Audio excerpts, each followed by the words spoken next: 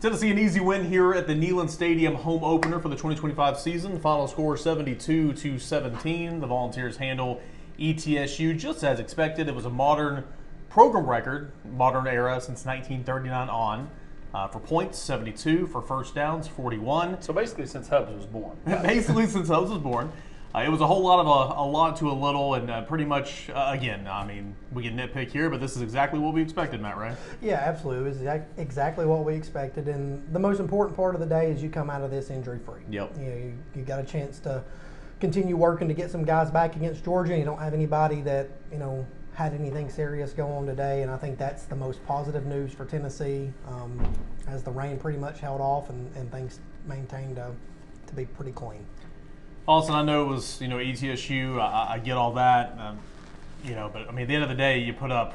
Gosh, I'm flipping through the box score here. I mean, you put up nearly 800 yards, 700 yards of total offense. Still can't find it. Because 717 yards of total offense. You ran for 259. You threw for 282. Again, had one turnover, which was not great.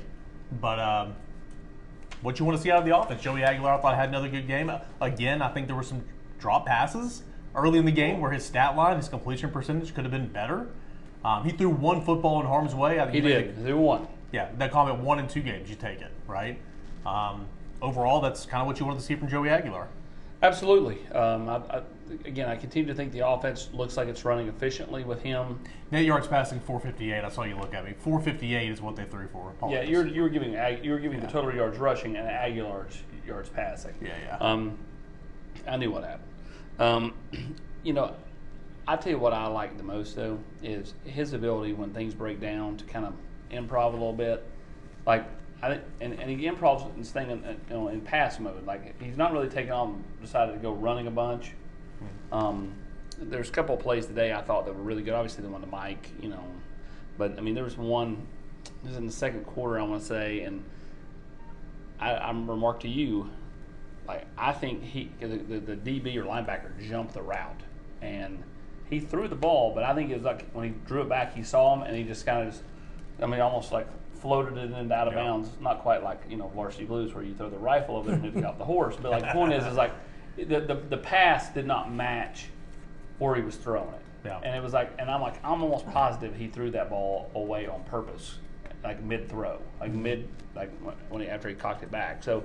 And then the other time he took a play where he could have easily taken a 5 or 6 yard sack. He was getting draped by the ETSU defensive lineman, and he was still able to get it out there to the receiver. And I made the comment, just go down, and well, that's why I'm up here and they're down there. Grant and I were talking here the game, man. He just takes what's given to him, right? I mean, I know Tennessee hadn't thrown to the running backs a lot of times. I think I made the comment one time last year, like everybody and their mother dumps it down to a running back. Why didn't Tennessee?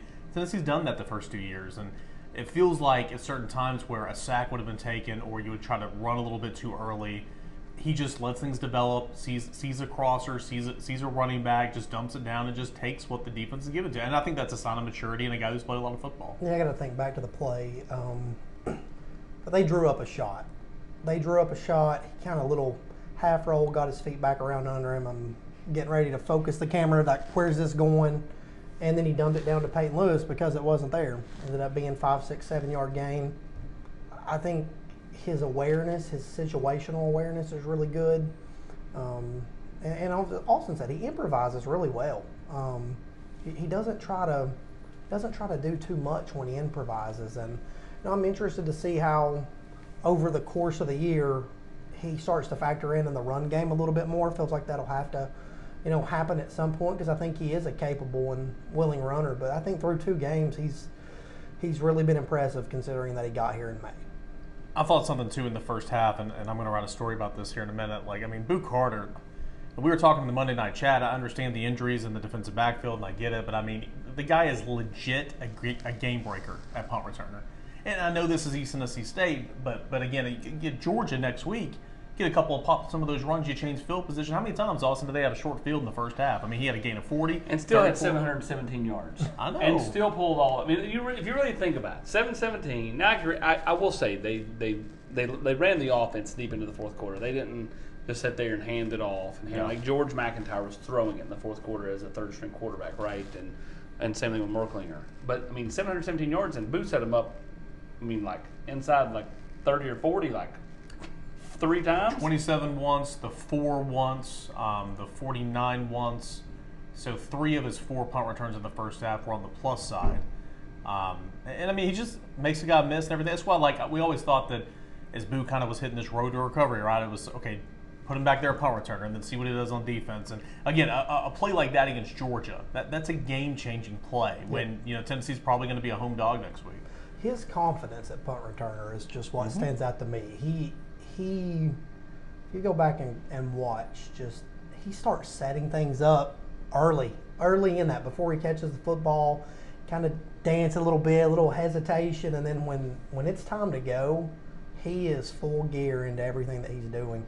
And you're right, he's a game breaker for Tennessee with that. And next week, that's going to be important. You're going to have to make some breaks next week if you're going to win this football game. If you're Tennessee, you know, I think Georgia certainly hasn't looked fantastic through 2 games, but you're going to get their best punch here next week. Yeah, no doubt. They're going to try to ground and pound. They're going to try to run the football. You know, I was talking to Josh Ward this week, and he's like, you know, Dylan Bell is going to have 3 touchdowns and an end around, you know, just because that's what happens in this series. So we'll see what happens. But certainly, Boo Carter needs to be a game breaker in that regard. Defensively, it's hard to gauge. Didn't have many sacks, but Austin in a game like this, I think the opponent just tries to get the football out quickly. Well, Tennessee didn't try to bring a lot of blitzes. Nor should they have. You know, I mean, you just trying to stay healthy, and they got home a couple of times. Tyree West got home, which was good for him because he's kind of been, you know, and you know, behind the 8 ball a little bit, and you know, Josh Joseph's now got, you know, sacks in back-to-back games to start the season, and clearly he's going to be a guy that they rely on to try to get home next week against Georgia. So, yeah, the defense, I thought, did what it was supposed to do today. They've got to continue to get healthy. Hub said it in the 2-minute drill. The health of Jackson Moy and his ability next week is a huge deal, way more important than David Sanders is, just because your offensive line completely agree. You know, been managing just fine. Even though I think they could still be better with David back, I don't think that the drop off is as drastic as the drop off when you have to have, you know, Dominic Bailey slide inside, Tyree Weathersby did not go today, no Jackson Moy, no David Hobbs. Like Rodney Garner's over here, like, you know, all right, young guy, get in there and do this, right? You know, Isaiah Campbell gave him some reps today. We'll see what, you know, the feedback is on how he played and what they thought of his play. But yeah, I mean, I still like the linebackers a lot. Still going to figure out the secondary a little bit, you know, and I think Boo playing more in the back end is going to help this football team.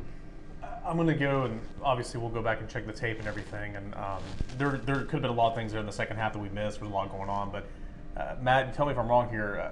McMurray played no corner today. I never saw him at corner. I saw William Wright. William Wright played corner. I don't think they felt the need. I think next week, on the other hand. Yeah. Exactly. Yeah. And that's where I'm at. I don't think they felt the need for him to play corner. I think he's your 3rd corner. William Wright's your 4th. Trey Poteet was the 4th corner today. Sidney Walton was the 4th safety today. Came down and made a couple of nice plays in run support. Yeah, so it was good to see some of those young guys. Jordan Burns, AP, got in there in the 4th quarter and they blitzed him, but I mean, it took forever for Jordan Burns to get in the football game. Did Amari Jefferson ever get in? I don't know. I mean, they played everybody. Tommy Witten got in. I don't know. Tommy Witten got in. Wary got in. Witten got in. Yeah. I mean, Nathan Roberts from Morristown East, my alma mater. You know, I'm not sure he got in, but I mean, he started going down the bench. Nick Moore from my alma mater got in. Yeah, he did. And anybody from Copper Basin? No, nobody from Copper Basin got in. Now, there was probably somebody from Copper Basin here at the game. You can write that down other than me, but nobody got in. You brought up David Sanders, and I'll go to you first, Matt. And tell me if I'm wrong, right? In my opinion, you got 2 games with this offensive line. David Sanders has not played in 2 games. He's not practiced in 2 weeks.